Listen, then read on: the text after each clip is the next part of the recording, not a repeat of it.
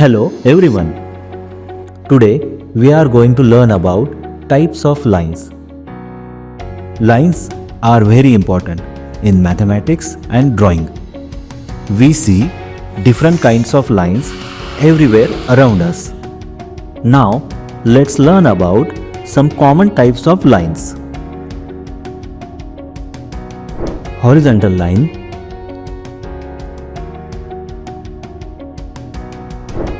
vertical line,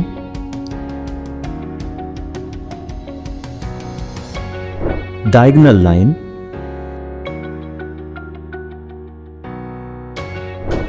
dotted line, dashed line,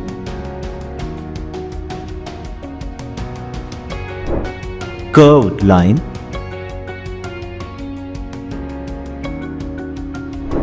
zigzag line,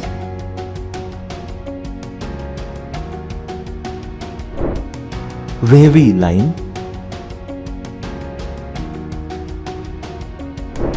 loopy line,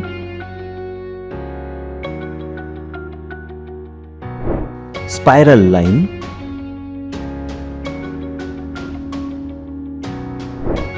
thin line,